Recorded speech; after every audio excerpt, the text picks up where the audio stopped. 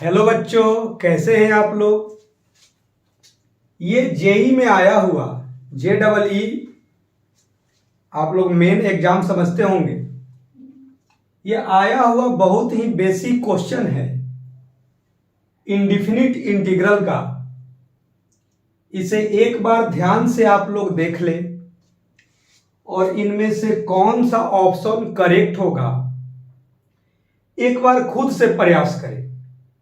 इतनी गारंटी है कि बहुत सारे बच्चे क्वेश्चन सोल्व कर ही लेते हैं। क्वेश्चन सोल्व करने का सबसे बेसिक प्रोसेस क्या होता है? यदि आपको थ्योरी से रिलेट करने आता है तो कुछ सेकंड तक क्वेश्चन को ध्यान से देखें।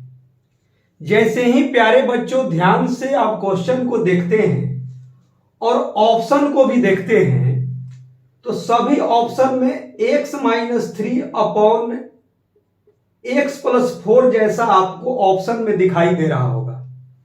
क्लियर है? इतनी बातों में किसी को दिक्कत नहीं है, इससे भी रिलेट कर सकते हैं कि ऐसा सभी में दिखाई दे रहा है। प्यारे बच्चों, और क्या क्या हम लोग बातें कर सकते हैं, ध्यान से आप देखिए।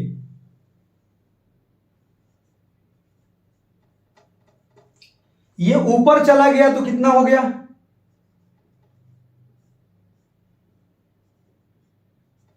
क्लियर है? ये कितना है प्यारे बच्चों?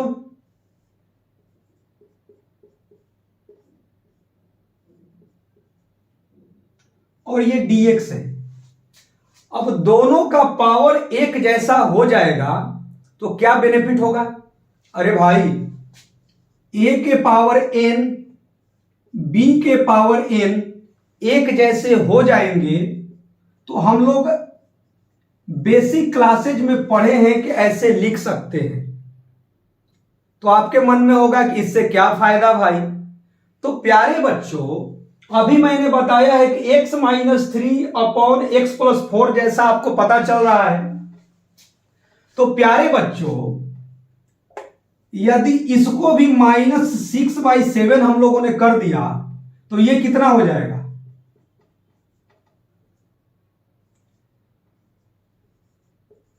स्क्वायर हो जाएगा। कैसे भाई?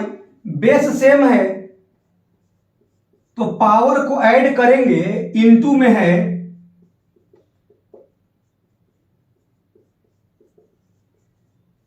तो मेरा कितना आ गया जी? 8/7 आ गया।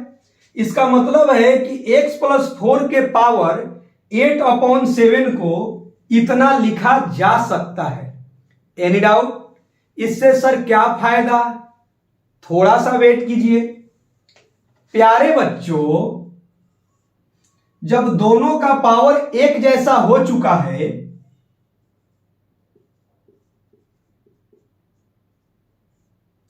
तो ऐसे हम लोग लिख सकते हैं। Any doubt? और ये क्या बच गया प्यारे बच्चों? dx अपॉन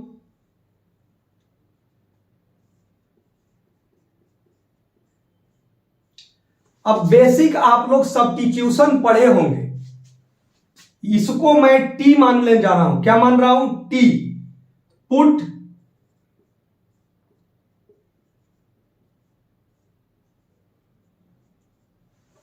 अब क्या करते हैं भाई?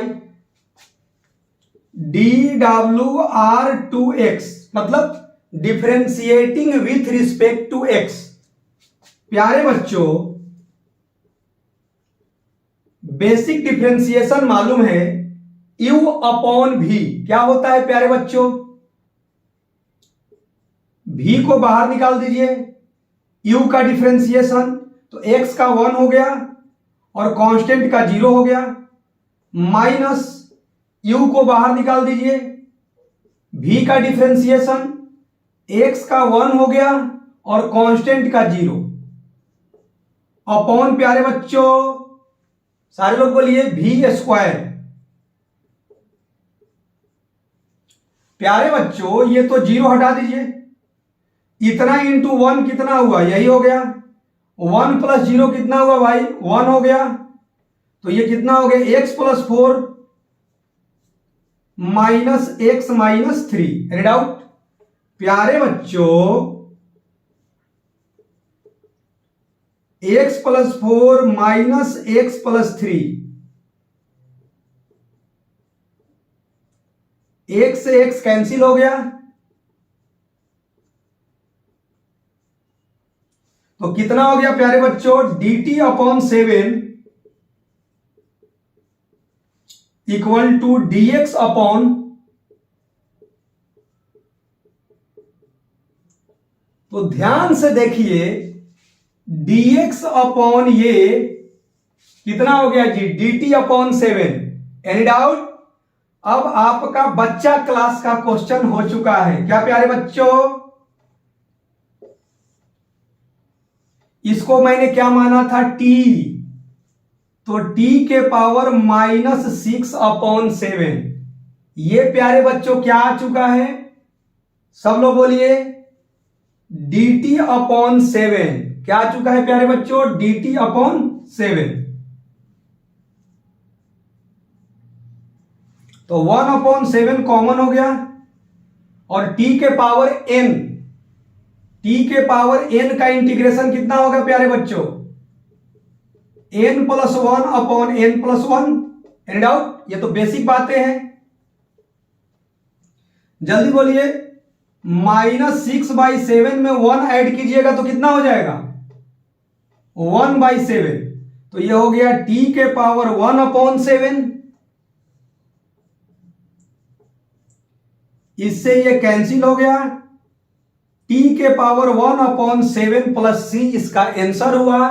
अब t का वैल्यू कितना है प्यारे बच्चों, एनी डाउट? तो t का वैल्यू पुट कर दीजिए और बताइए इसमें से कौन सा ऑप्शन है प्यारे बच्चों।